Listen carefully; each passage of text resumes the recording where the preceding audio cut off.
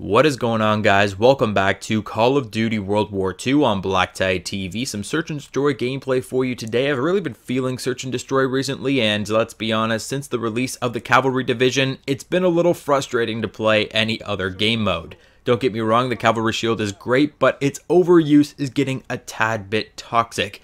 But that is totally okay in my books because at least the developers have finally given us a free DLC weapon, or rather two free DLC weapons, because once you complete the Cavalry division and you prestige that guy, you will have a new SMG as well, which is a very unique SMG that will allow you to change the fire rate and some of the key properties to that weapon. So that's a pretty cool weapon as well. Not as many people using that one just yet because it takes a little while to rank up the Cavalry division, but I wanted to use these two new weapons as a main talking point for my DLC criticisms. I've been making criticisms on the DLC in the Call of Duty franchise for years at this point, and I think Call of Duty World War II has had the potential to make some major changes, and I do see those changes slowly happening in the Call of Duty franchise, but maybe not as fast as a lot of us would like. So I wanted to bring up these weapons and how much fun they are, especially that Cavalry shield.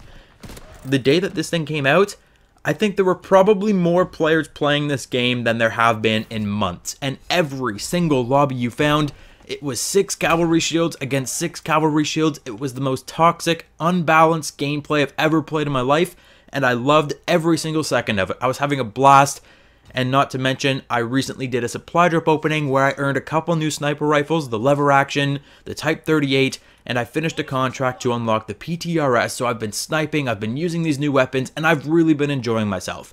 Which is something to say because for the last few months, I haven't been playing Call of Duty World War II too often because I wasn't enjoying myself and how much work you have to put into the game to get anything out of it. You either spend money on COD points so you can open up supply drops, or open up special supply drops, complete contracts so that you can get the new weapons, or you have to wait for those weapons to appear in the contract menu, and then still it's 4,000, 5,000 armory credits to get the real contracts that you really want, like the PTRS, which I would recommend, but is 4,000 armory credits through the Quartermaster right now. But back to the topic at hand, and speaking of hands, ever since the community has had their hands on the Cavalry shield, you can see the passion coming back to the game. You can see it in the YouTube thumbnails. You can see it everywhere in the chat in game. People are enjoying the game because they have something new, something fresh to bring the game into a new light. And I have to speak from personal experience. While I was earning supply drops for my latest supply drop opening, which plug, I'll link in the description down below, I was miserable. I was not paying any attention to the game. I was playing in that zombie mode where I had YouTube running in the background. I was paying more attention to it than I was the game.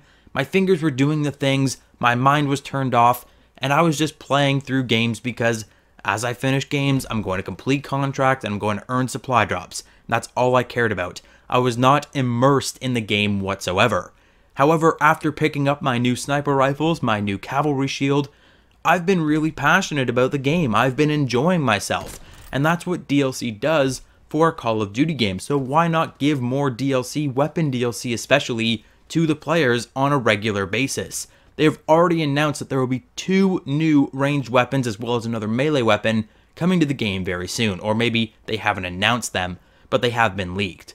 So that's more DLC coming that will be locked behind a paywall, locked behind supply drops, and most players won't get to experience that, and that will kill the passion for the game once again. There are currently 19 DLC weapons in the game, 22 if you count the shield, ZK383 SMG and 9mm SAP from each of the divisions, and 28 if you include melee weapons.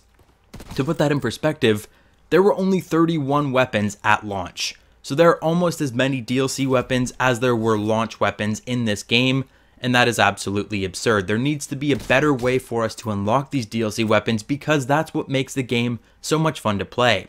First and foremost, a lot of these weapons should have been included at launch.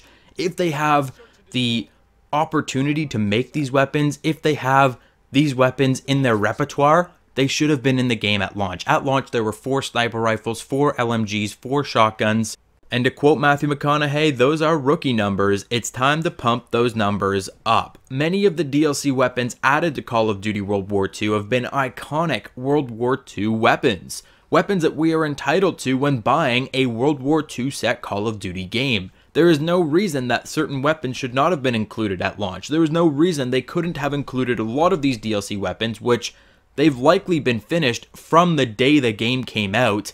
In fact, I'm almost certain they finish a lot of the weapons and they balance a lot of the DLC weapons long before they launch them, and they hold them back so that they can make the money on the microtransactions.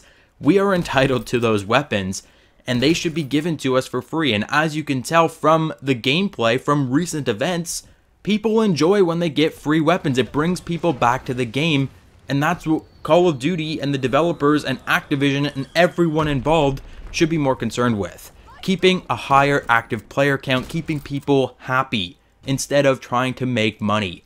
But I know that things are never going to change. Supply drops are already guaranteed for Call of Duty Black Ops 4.